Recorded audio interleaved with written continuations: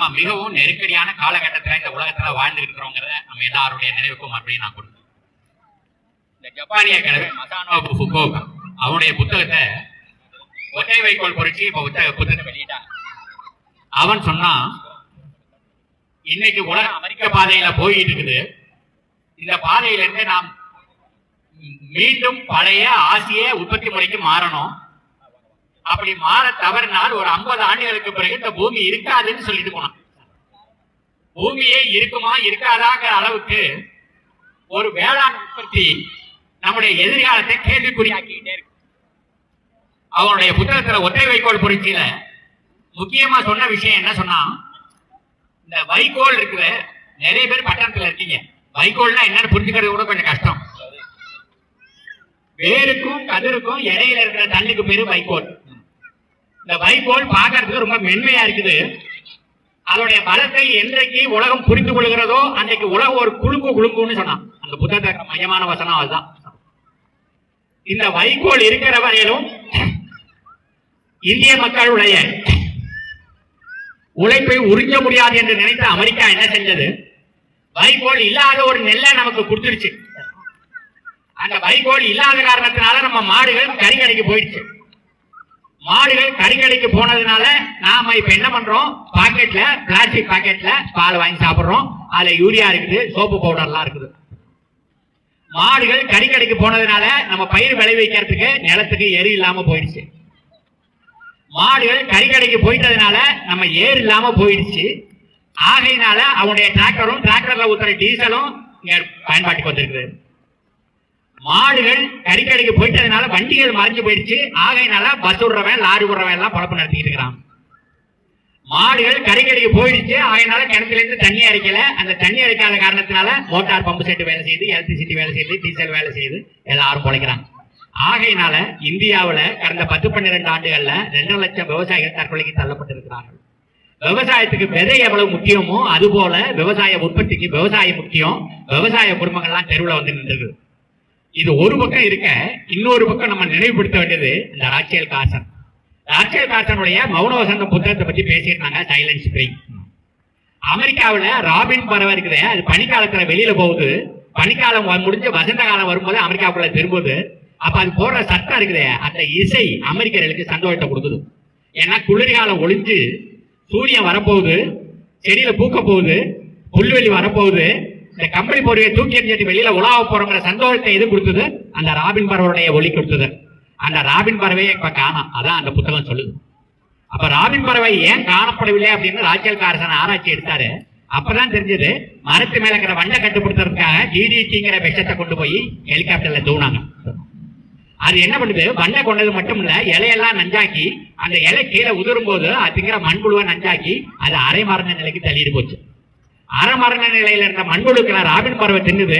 அதெல்லாம் ராபின் பறவை என்ன பண்ணுச்சு, கூடு கட்டுறதை நிறுத்திச்சு. கூடு கட்டினா முட்டையிறதை நிறுத்திச்சு. முட்டையிட்டா அடைகாக்கிறதை நிறுத்திச்சு. அடைகாத்தாலும் குஞ்சு வராம போயிடுச்சு. அப்ப என்ன சொன்னாங்க, நம்முடைய சுற்றுச்சூழல்ல நஞ்சு உள்ள புகுந்துட்டா அது நம்மளுடைய கருச்சிதைவுக்கு கொண்டு போகிறது, மலட்டுத்தன்மைக்கு கொண்டு போகிறது.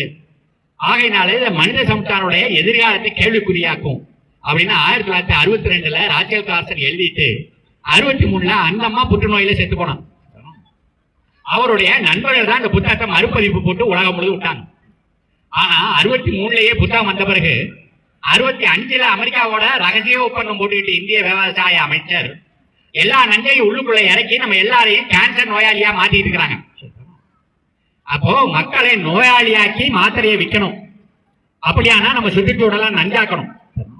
சுற்றுச்சூழலை நஞ்சாக்கினா என்ன பண்ணும் அப்படின்னு சொன்னா, எது பத்தியும் கவலைப்பட வேண்டியதில்லை. நஞ்சை உற்பத்தி பண்றவனும் விற்கிறவனோ பரிந்துரை செய்யறவனோ நிறைய லாபம் சம்பாதிப்பான். அவருடைய லாபம் சம்பாதிப்பதற்காகவே நாமெல்லாம் நஞ்சு உண்டு நோயாளிகளா வாழ வேண்டிய ஒரு நெருக்கடியான காலகட்டத்தில் இருக்கிறோம். ஆகையினால நண்பர்களே, நமக்கெல்லாம் ஒரு நெருக்கடியான காலகட்டத்தில் வாழ்றதுனால ஒரு அருமையான சந்தர்ப்பம் வேற கிடைச்சிருக்கு. அதைத்தான் இவ்வளவு நேரம் சிவராமன் சொல்லிக்கிட்டே இருந்தார். இந்த அரசாங்கம் விவசாயத்துக்காக வேண்டி தண்ணியை கொடுத்தது, மின்சாரத்தை கொடுத்தது, கடனை கொடுத்தது, நிலத்தை கொடுத்தது. ஆனா இந்த நாளையும் பெற்றவர்கள் உணவு எங்கேயுமே உற்பத்தி செய்யல. உணவு உற்பத்தி செஞ்சா அது லாபம் இல்லை. ஆகையினால அவர்கள் வாணிப பயிர்களுக்கு போகிறார்கள். தென்னை பயிர் பண்றாங்க, கரும்பு பயிர் பண்றாங்க, வாழை பயிர் பண்றாங்க, மஞ்சள் பயிர் பண்றாங்க, பூ பயிர் பண்றாங்க, புகையில பயிர் பண்றாங்க. அப்ப உணவை உற்பத்தி பண்றவர்கள் எல்லாம் எந்த ஆதாரமும் இல்லாமல் அவர்கள் நாள்தோறும் கண்ணீர் வடிச்சுட்டு இருக்கிறாங்க. தண்ணீர் மேட்டூர்ல திறக்கல, 4 லட்சம் ஏக்கர்ல அங்க நடவு போகல. இதை வறட்சி மாவட்டம்னு சொல்லி அறிவின்னு சொல்றாங்க. அதை அறிவிக்கிறதுக்கு அரசாங்கம் யோசிக்குது. தனியா குடிக்காம வறட்சி மாவட்டம்னு சொல்லி அறிவிக்கிறதுக்கு அரசாங்கம் யோசிச்சிடு. ஆனால் நெல்லுக்கு தேவைப்படுறதுல 10 பக்கம் தண்ணி இருந்தா கம்பு விளையும், சோள விளையும், குதிரைவாளி விளையும், வரகு விளையும், கேழ்வரகு விளையும், திணை விளையும், சாம விளையும், காரக்கண்ணி விளையும், கொள்ளு விளையும், எள்ளு விளையும், தட்டப்பயிர் விளையும், எல்லாம் விளையும். ஆனா அவைகளை அரசாங்கம் கொள்முதல் செய்யல, அவைகளை மக்களுக்கு விநியோகிக்கல. மாறாக இந்த கோதுமை, நெல்லு 2 மட்டுமே கொள்முதல் செஞ்சு 2 மட்டுமே ரேஷன் கடையில மலிவான விலைக்கு கொடுக்கிற காரணத்தினால இந்த கம்பு சோளத்தெல்லாம் வாங்குவார் இல்ல. அதனால தமிழ்நாட்டில் அது உற்பத்தியே நின்று போயிடுச்சு. நிலம் எங்க பார்த்தாலும் தரிசா கிடக்கு. விவசாயிகள் இடம்பெயர்கிறார்கள். விவசாயியோட பிள்ளைகள் கல்வி இல்லாம வசதி இல்லாம தவிக்கிறார்கள். ஒட்டு மொத்தமா இந்தியாவுடைய எல்லா சீர்கேடுகளுக்கும் எங்க காரணம் இருக்குன்னு சொன்னா, இந்தியாவில இருக்க மரபுகளை மீறி மரபை மாற்றுவதற்காக, முதலாளிகள் கையில நிலத்தை ஒப்படைக்கிறதுக்காக, முதலாளிகள் கையில நீரை ஒப்படைக்கிறதுக்காக, முதலாளிகளில நம்மளுடைய உழைப்பை ஒப்படைப்பதற்காக அரசாங்கம் போட்டுக்கிட்டு இருந்த திட்டங்களும் அதுக்காக கடைபிடிக்கின்ற கொள்கைகளும் காரணமா இருக்குது. இந்த ஒரு அடிப்படை உண்மையை இந்த பூவுலக நண்பர்கள், பூவுலக பத்திரிகை நாடு முழுவதும் பரப்புவதற்கு எடுத்திருக்கிற முயற்சி, இந்த சிறுதானியங்களை உங்களுக்கு அறிமுகப்படுத்தி உங்களை நாட்டுல சுவையை ஏற்படுத்தி செய்வதற்காக செஞ்சிருக்கிற காரியம் மிகப்பெரிய ஒரு ஆரம்ப கட்டம். இந்த கட்டம் தொடரணும். நாம் எல்லாரும் பெருந்தரலாக நம்முடைய அரசாங்கத்துடைய மக்கள் விரோத கொள்கைக்கு எதிராக நம்முடைய வாழ்க்கை பாதையை மாற்றிக்கணும். நீண்ட ஆயுள், நிறைந்த செல்வம், ஆண்டோர் நட்பு, அறிவறிந்த சுற்றம், உயர்ந்த ஞானம், ஓங்கு புகழெய்தி உலகத்தில் பல பேர் பெயருடைய பல பேர் போற்ற நீங்கள் எல்லாம் வாழ வேண்டும் என்று வாழ்த்தி